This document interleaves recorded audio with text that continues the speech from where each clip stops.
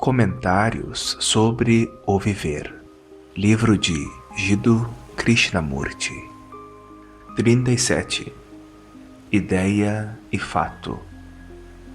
Estava casada há vários anos e não tinha filhos. Era incapaz de tê-los, e este fato a perturbava seriamente. Suas irmãs tinham filhos, e porque caíra sobre ela esta maldição, casara-se muito cedo, conforme o costume, e já passara por muitos sofrimentos, mas tinha também conhecido alegrias tranquilas. O marido exercia funções burocráticas numa grande corporação ou departamento do governo.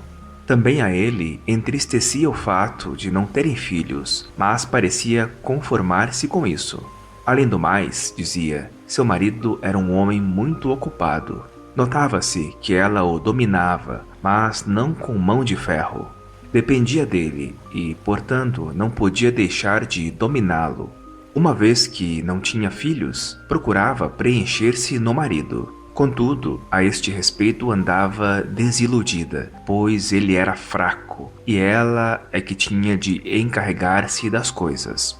No escritório, dizia sorridente, ele era considerado um chefe rigoroso, um tirano que fazia sentir o seu peso a torto e a direito, mas em casa era manso e pachorrento. Desejava ajustá-lo a um certo padrão e o estava forçando, muito docemente, é claro, no seu molde, mas ele não se mostrava capaz de corresponder-lhe às expectativas. Não tinha ela em quem arrimar-se e a quem dar o seu amor. A ideia é para nós mais importante do que o fato. A ideia do que deveríamos ser tem mais significação do que o que somos. O futuro é sempre mais sedutor do que o presente. A imagem, o símbolo, tem mais valor do que o real e procuramos sobrepor ao real a ideia, o padrão. Criamos, deste modo, uma contradição entre o que é e o que deveria ser.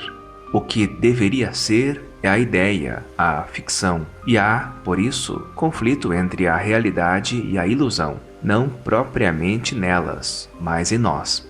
Gostamos mais da ilusão do que da realidade. A ideia é mais interessante, mais satisfatória, e por isso a ela nos apegamos. E, assim, a ilusão se transforma no real, e o real no falso, e ficamos a debater-nos neste conflito entre o suposto real e o suposto falso. Por que nos apegamos à ideia, deliberada ou inconscientemente, e repelimos o real? A ideia, o padrão é projetado de nós mesmos. Isso é uma forma de autoadoração, auto-perpetuação, e, portanto, nos agrada. A ideia dá-nos força para dominar, ser arrogantes, guiar, moldar. E na ideia projetada, que é do eu, não é possível a negação do eu, a desintegração do eu. O padrão ou a ideia, portanto, enriquece o eu, e isso também se considera amor. Amo meu marido ou meu filho, e quero que ele seja isto ou aquilo, seja uma coisa diferente do que ele é. Se se quer compreender o que é, o padrão ou a ideia tem de ser posto de lado. Só é difícil pôr de parte a ideia quando não há um interesse muito sério em compreender o que é.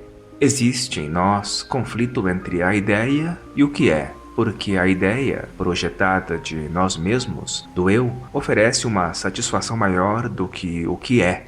Só quando somos obrigados a encarar o que é, o padrão se quebra. Nessas condições, a questão não é de como ficar livre da ideia, mas como enfrentar o real. Só se pode enfrentar o real quando se tem compreensão do processo da satisfação, que é a ação peculiar do eu. Todos nós buscamos preenchimento, embora de diferentes maneiras, por meio do dinheiro ou do poder, por meio dos filhos ou do marido, por meio da pátria ou da ideia, da beneficência ou do sacrifício, do domínio ou da submissão. Mas há preenchimento? O objetivo que constitui o preenchimento é sempre projetado de nós mesmos, escolhido por nós mesmos, de modo que esta ânsia de nos preenchermos é uma forma de perpetuação do eu. Consciente ou inconscientemente, o meio do preenchimento é escolhido pelo eu. Está baseado no desejo de satisfação que seja permanente. Assim sendo, a busca de preenchimento é a busca da permanência do desejo. O desejo é sempre transitório, não tem ponto de fixação. Pode conservar por certo tempo o objeto de seu apego, mas o desejo em si não tem permanência. Estamos cônscios disso instintivamente e, por esta razão, procuramos dar permanência à ideia, à crença, à coisa, à relação. Mas, visto que isto também é impossível, torna-se necessária a criação do experimentador, como essência permanente, como eu, separado e diferente do desejo, como pensador, separado e diferente dos seus pensamentos. Esta separação, obviamente, é falsa e conduz à ilusão.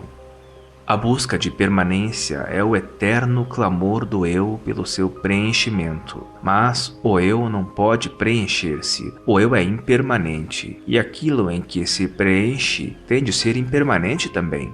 A continuidade do eu é decomposição. Nela não há nenhum elemento de transformação nem um alento do novo. O eu tem de desaparecer para que o novo possa aparecer. O eu é a ideia, o padrão, o feixe de lembranças, e todo preenchimento é continuidade da ideia, da experiência. A experiência é sempre condicionadora. O experimentador está sempre a separar-se e a diferenciar-se da experiência. Precisamos, portanto, ser libertados da experiência, do desejo de experimentar. Preenchimento é uma maneira de encobrir a pobreza, o vazio interior, e no preenchimento se encontra sofrimento e dor.